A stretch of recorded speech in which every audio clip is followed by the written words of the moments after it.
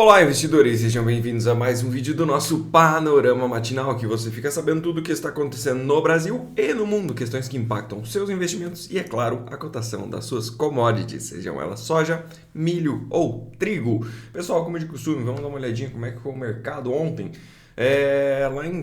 Nos Estados Unidos era feriado ontem, Labor Day, a gente não teve negociação na parte de commodities e também não tivemos negociação em parte de bolsas, então hoje o vídeo vai ser um pouco mais rápido, né? Já no pregão noturno, a gente tem um óleo de soja subindo 1,27%, óleo de soja que vem fazendo esse movimento no curto prazo, demonstrando o início de um movimento de alta. E ficaria interessante caso passasse aqui a região dos 46,60, 47 dólares, para vir buscar aqui então 49,80 aproximadamente. Se o mercado não conseguir fazer esse rompimento para cima, aí a gente tem as mínimas do ano como região de suporte para este mercado. Para a soja em grão, uma queda no momento de 0,26%, chegou a estar trabalhando no positivo, mas no momento cai aí cerca de 3 cents por bushel, soja que também faz um movimento altista. A gente pode considerar esse movimento de hoje, essa queda, como uma preparação para o relatório que a gente vai ter sendo publicado aí no dia de hoje, que basicamente é o acompanhamento de como estão as condições dos plantios lá nos Estados Unidos, né? E por que isso? Então, como o nosso colega Marcelo comentou ontem enviou um comentário aí para vocês, a perspectiva é que lá fez mais frio, inclusive na Dakota do Norte chegou a nevar numa época do ano que isso tende a não acontecer. E isso proporciona algum atraso para o milho, tá? E lembrando que lá eles já estão na janela onde há o desconto na parte do seguro. E o que isso nos traz de insights, pessoal? Nos traz de ideias aí. Bom, basicamente é que se houver mesmo este atraso para o milho, a gente deve ter uma migração diária para a soja, o que se mostra benéfico para os preços de milho, com uma diminuição de plantio, consequentemente uma diminuição de oferta lá na frente. E o contrário também é válido para a soja. Aumentando a área da soja, a gente teria uma oferta maior lá no futuro e isso acaba colocando um rebalanceamento nos preços aí de forma negativa. Tá? Então, o comentário do Marcelo bem certinho, bem no ponto. Caso vocês não acompanhem ainda, entre em contato, deixe comentário aí seu número para entrar na nossa lista de transmissão e receber as notícias mais quentes do mercado. Para o farelo, a gente tem também um movimento negativo, hoje caindo 0,41%. Mercado de farelo que encontrou sua região de resistência ali naquela região dos 386 dólares por tonelada curta. No momento vem deixando esta barra aqui e o mercado muda de direção apenas se perder lá a região dos 365 dólares. A princípio temos um movimento mais altista para o farelo de soja. Trigo continua muito forte e vem subindo. O trigo marcou novas máximas também na Euronext e a gente tem aqui esse movimento de continuação de alta na Bolsa de Chicago. Trigo no momento sobe 1,72%, também marcou suas máximas aí dos últimos bons meses, né? Não vinha nesse patamar aqui desde julho de 2023. Então, trigo bem interessante, indo em busca daquela região dos 7,52 dólares por bushel, como já havíamos comentado aí no passado, que seria essa linha azul traçada aqui em cima. Milho também, como eu comentei, se beneficia deste movimento, dessa possibilidade de um plantio mais atrasado. Chegou a estar subindo mais já durante o dia, mas no momento sobe 0,65%. Região testando novamente aquela casa dos 4,70, né? O mercado de milho precisa ganhar essa região caso queira fazer um movimento mais expansivo, vindo quem sabe até lá na casa dos 5 dólares por bushel. Aqui no Brasil, ontem o contrato de milho acabou subiu 0,91%, o contrato de julho, tá? Subiu 0,54 centavos por saca. O mercado de milho aqui também segue dentro de uma lateralização, precisaria ganhar essa região dos R$ 60 aqui para demonstrar mais força. Pode ser que isso venha também de Chicago, tá, pessoal? Então, com uma alta hoje em Chicago, pode beneficiar e ajudar esse possível rompimento aqui no Brasil. Lembrando, milho B3, contrato julho.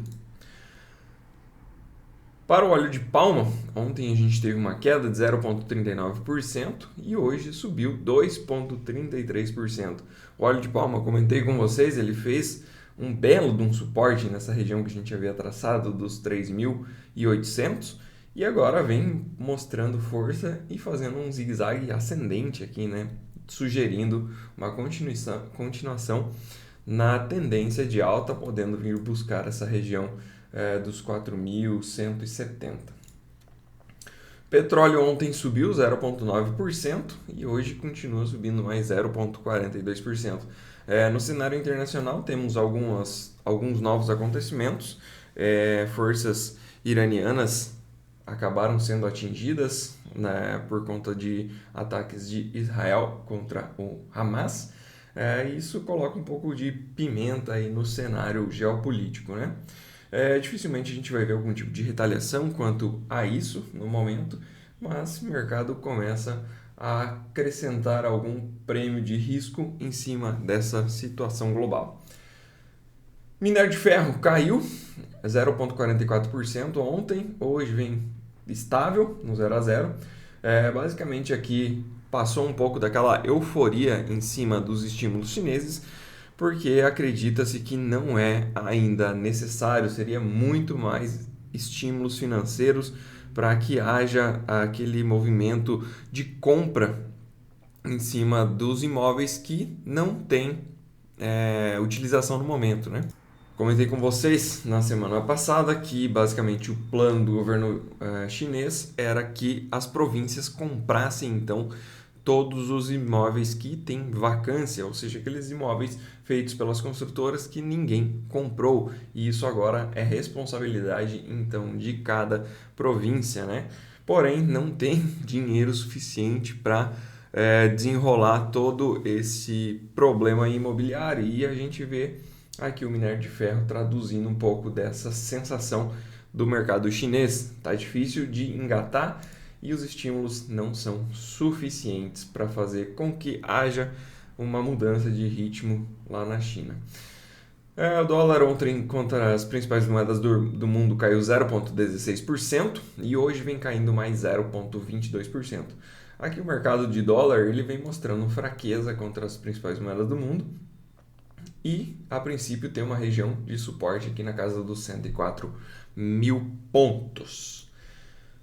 No Brasil, a gente teve um dólar que ficou basicamente no 0 a 0, ele subiu, chegou a estar trabalhando no positivo, chegou a trabalhar no negativo, mas acabou fechando o pregão com uma alta de 0,11%.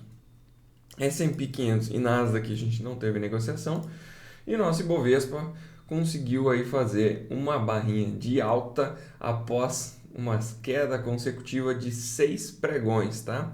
É interessante comentar que aqui a gente tem o mercado deixando uma barra compradora, levemente compradora, né? Bem pequena, em cima, pessoal, da média de 200, tá? Se eu não me engano, essa aqui, exatamente. Então, a média de 200 períodos seria essa média azul e podem ver que o mercado lá em cima dela deixou uma barra compradora, tá? Então, a gente tem uma barra pequena aqui, sim, com certeza, mas em cima de uma região de suporte, em cima da média de 200, é uma região muito, muito, muito relevante. Se o mercado quiser cair mais aqui, ele vai ter que brigar bastante, tá? Então, o caminho para cima ele é um pouco mais livre neste momento para o Ibovespa, o principal índice acionário brasileiro. Então, o que a gente pode esperar aqui? Bom, basicamente um reteste nessa região dos 125.800, 126 mil pontos. E caso o mercado insista em subir mais, a gente teria a região dos 130 mil pontos como sendo o ponto mais relevante para o mercado brasileiro, tá? Quanto às demais bolsas, pessoal, a gente tem hoje a Ásia Pacífico praticamente toda no negativo, Hang Seng ficou no positivo, mas 0,01, né? Nada demais. Então, no geral, o tom da Ásia aqui foi mais negativo para o dia de hoje, mas também nada muito absurdo, né? Quem mais caiu foi a Bolsa de Xangai com 0,46% de queda. Na Europa, a gente também vê um cenário parecido, então as bolsas por lá caem, mas também não caem com uma grande intensidade. A maior queda hoje para a Europa fica com a bolsa francesa caindo 0,55%. O Eurostock 50, que reúne as 50 maiores ações em termos de negociação, cai 0,2%. Ou seja, o termômetro europeu aqui diz que o dia ele está negativo sim, mas bem pouco, tá? Não tem uma pressão vendedora muito grande aqui não. Para os futuros dos Estados Unidos, a precificação para a volta desse feriado é que haja uma abertura em alta. Então a gente tem o S&P 500 subindo 0,08%, também estável, né? E a Nasdaq subindo 0,2%. Então a parte de tecnologia puxa um pouco mais as bolsas para cima lá nos Estados Unidos. Dólar contra países emergentes um pouco mais forte no dia de hoje, também nada demais, tá, pessoal? O mercado sem uma direção muito clara hoje, tá? Bolsas, como eu comentei, caem, mas caem muito pouco. E o dólar também contra os emergentes sobe, mas muito pouco. E cai contra os países desenvolvidos, né? Para commodities não agrícolas, comentei com vocês, né? Aqui é o minério de ferro em Dalian, ele cai 2,11%, tá? Diferente daquele outro que a gente olha aqui na Bolsa Americana, que estava no 0 a 0, né? Lá está caindo 2,11% e reabre na janela das 10 horas da manhã. E o petróleo sobe 1,47%, né? Uma alta mais expressiva do petróleo. Na parte de agenda, pessoal, a gente tem dados de inflação quinzenal a serem publicados aqui, então a prévia da inflação aqui no Brasil a ser publicado 9 horas da manhã. O último veio acima da expectativa e acabou colocando água no chope dos investidores, né? Pode ser que a gente veja uma repetição disso no dia de hoje e caso realmente venha com uma inflação mais alta, a gente pode ver a nossa bolsa caindo um pouco mais.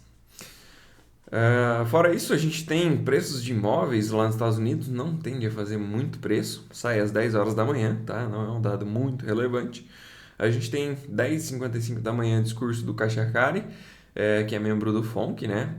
Também, pessoal, tende a não ser muito decisivo, porque basicamente todo mundo entende que o Fed realmente vai aguardar novos dados, que a inflação não está cedendo e que eles provavelmente não vão fazer cortes de juros, ou talvez façam um.